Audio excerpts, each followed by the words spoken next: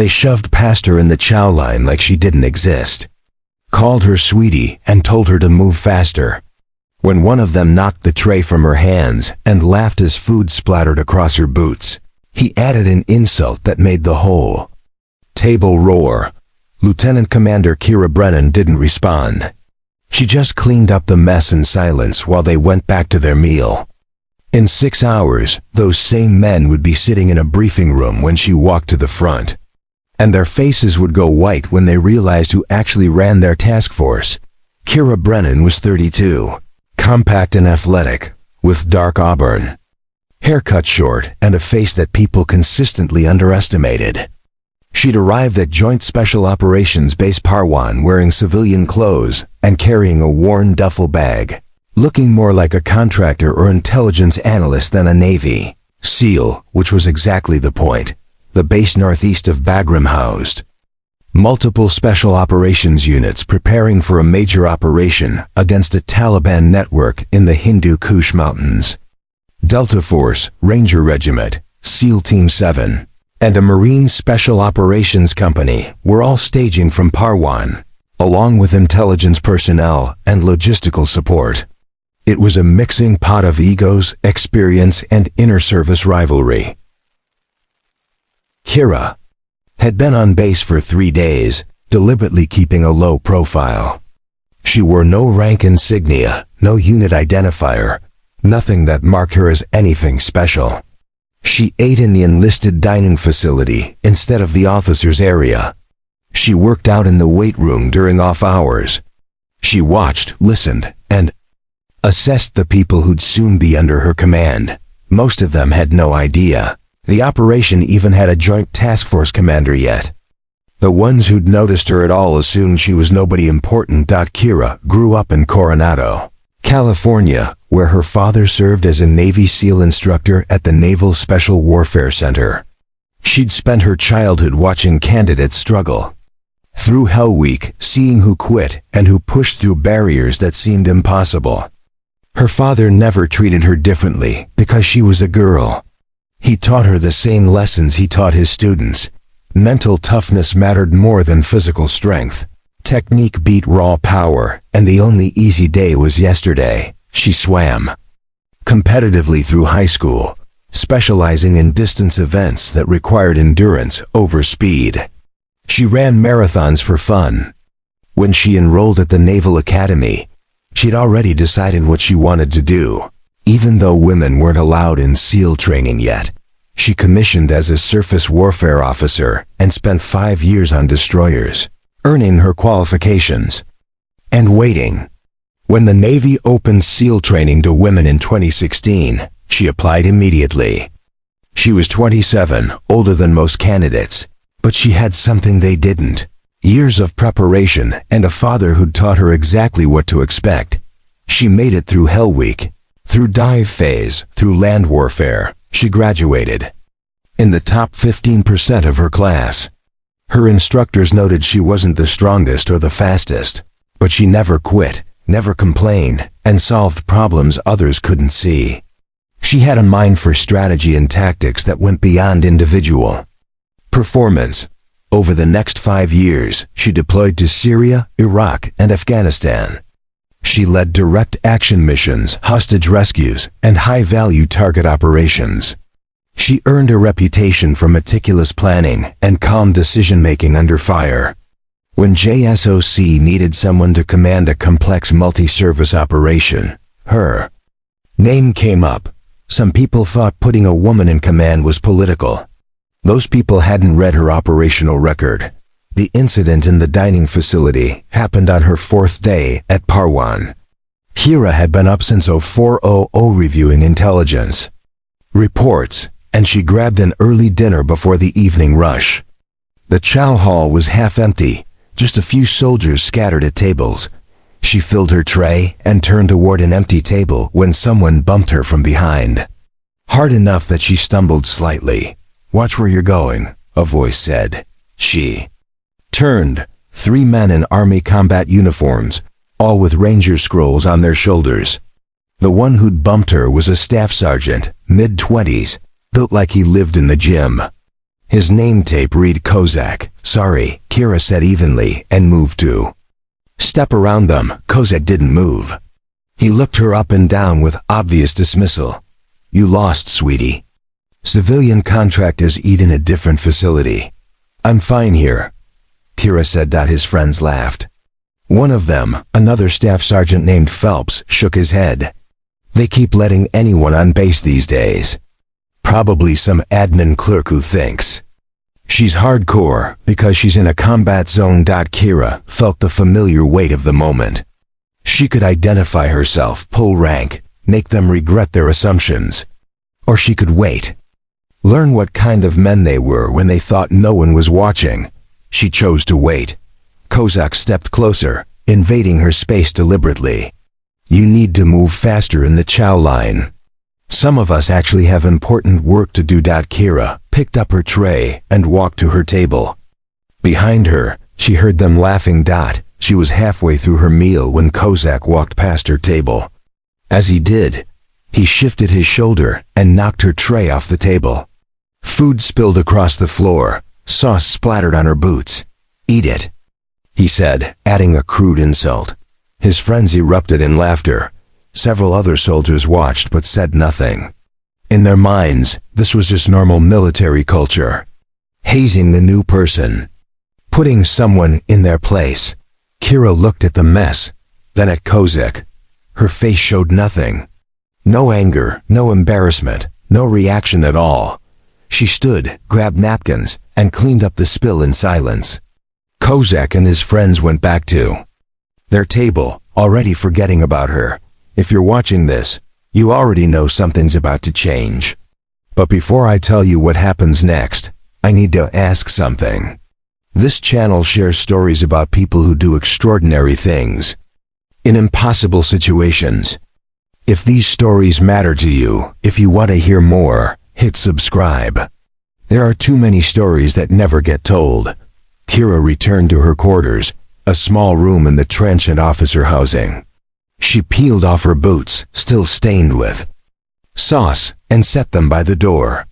Then she sat on the edge of her cot and let herself feel the anger she'd suppressed in the dining facility. It wasn't the first time. Wouldn't be the last.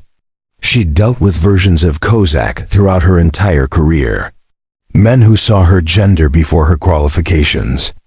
Who assumed she was weak, incompetent, or only present because of quotas and politics. The difference was that she'd proven herself over and over. She'd earned her trident. She'd led men in combat. She had the scars and the operational record to back up every claim she'd ever make. But to Kozak and soldiers like him, none of that mattered because they didn't know who she was, she thought. About her father. About the lesson he'd taught her when she was 16 and got cut from a traveling swim team because the coach thought girls were a distraction. Her father had taken her to the ocean the next morning before dawn, and they'd swum together in the cold Pacific water. "People will always doubt you," he'd said as they treaded water beyond the breakwater. "Let them. Doubt is just noise. Your ability is the signal. Make sure the signal is so strong that the noise doesn't matter." She'd carried that lesson through the Naval Academy, through SEAL training, through every deployment and operation. She'd learned to let her performance speak louder than any words she could say. Tomorrow, the signal would be loud enough that everyone would hear it. The next morning, word spread through the base. There was a mandatory briefing at 1400 hours in the main operations center. All personnel assigned to Operation Granite Shield were required to attend. No exceptions. Soldiers speculated about what it meant. Most assumed they were finally getting mission details. The operation had been in planning for weeks, but operational security kept most people in the dark about specifics. Kozak and his Ranger squad showed up early, claiming seats in the third row. Delta Force operators filed in, followed by SEALs from Team 7, and Marines from MARSOC, the room filled with some of the most experienced special operations soldiers in the military, along with intelligence analysts, forward observers, and air liaison officers. At precisely 1400, A Navy captain walked to the front of the room. Captain DeMarco was the senior officer at Parwan, a career SEAL who'd commanded multiple task forces. He waited for silence, then spoke. "Gentlemen, we're here to introduce you to the commander of Joint Task Force 714, who will be leading Operation Granite Shield. Some of you may have already met her around the base. Her. The word landed like a flashbang. In a closed room, heads turned, soldiers exchanged glances. A woman was commanding a Joint Special Operations Task Force. Captain DeMarco continued. Lieutenant Commander Brennan is one of the most operationally experienced SEAL officers in the Navy. She's led multiple direct action missions, served as a troop commander in SEAL Team 3, and spent the last 8 months in a planning cell. At GSOC, she knows this operation better than anyone in this room." He stepped aside. Kira walked through the door at the back of the room. She was in her full Navy working uniform now, rank insignia clear on her chest. Her trident gleamed above her ribbons. She walked down the center aisle with calm confidence, her expression neutral. She passed Kozak's row. His face had gone pale. Phelps looked like he wanted to disappear into his chair. Around them, recognition rippled through soldiers who'd seen her on base, who'd dismissed her as unimportant. She reached the front of the fun room and turned to face them. Kira let the silence stretch for a long moment.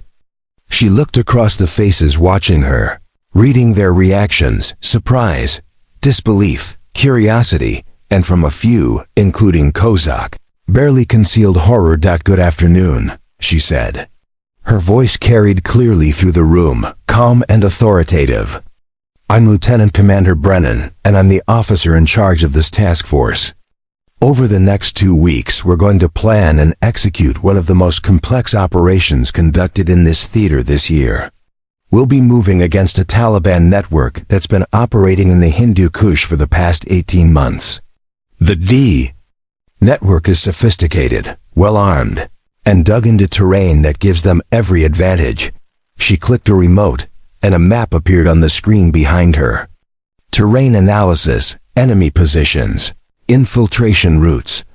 This operation requires perfect coordination between multiple units with different capabilities and different operational cultures. Delta will handle the primary compound.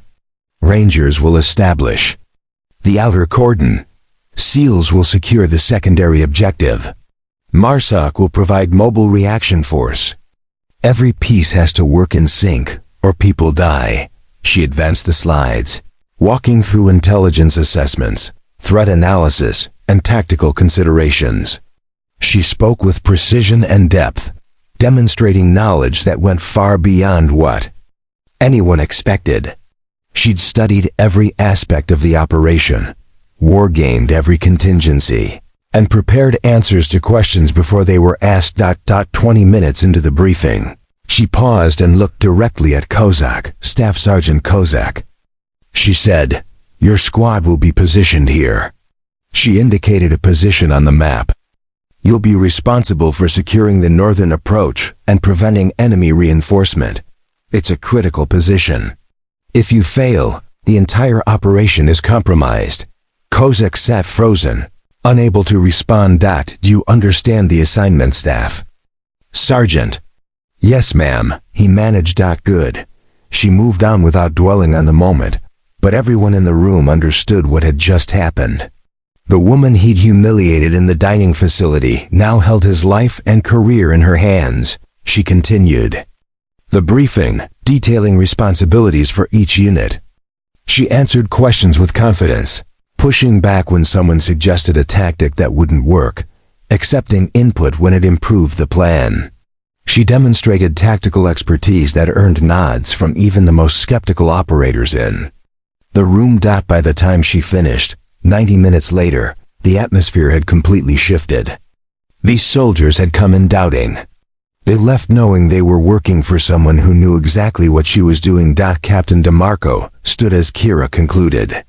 Commander Brennan will be available for individual unit coordination meetings throughout the week.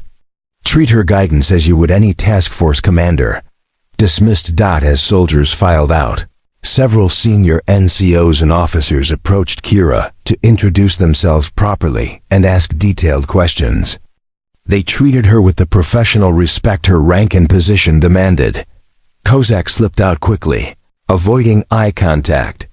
2 days later, Kira was walking across the base when she encountered Kozak near the operations center. He was alone. This time, no audience to perform for. He stopped, clearly debating whether to speak. Finally, he came to attention. Ma'am, I need to apologize for my conduct in the dining facility. It was unprofessional and disrespectful. There's no excuse for it. Kira studied him. She could destroy his career with a single report. Harassment of a superior officer, conduct unbecoming, failure to maintain military discipline. He knew it. Everyone knew it. Staff Sergeant, why did you treat me that way? He hesitated, then answered honestly. I didn't think you belonged here, ma'am. I thought they put you in command because of politics, not because you earned it. And now? Now. I know I was wrong. The briefing, your operational knowledge, the way you handled questions from operators with twice your time in service. You know your job. I let my assumptions cloud my judgment. Kira nodded slowly. I'm not going to report what happened. But I need you to understand something. There are women coming up behind me who won't have my operational record yet. They'll face the same assumptions you made about me. What you do when you meet them matters. You can be part of the problem or part of the solution. I understand my single quotes and that good. Now get back to work. We have an operation to prepare for. Operation Granite Shield launched 12 days later. The Joint Task Force moved into the Hindu Kush under cover of darkness, multiple units coordinating across difficult terrain. Kozak's squad performed their assignment flawlessly, securing the northern approach and preventing reinforcement exactly. As planned, the operation was a complete success. High-value targets captured, network disrupted, 0 friendly casualties. In the after-action report, Captain DeMarco noted that the operation succeeded because of exceptional planning and leadership. He specifically mentioned Lieutenant Commander Brennan's ability to coordinate diverse units and maintain tactical flexibility under pressure. Kozak wrote a statement that became part of the file. He described how Commander Brennan's leadership had changed his understanding of what made someone qualified for Special Operations Command. The statement was voluntary.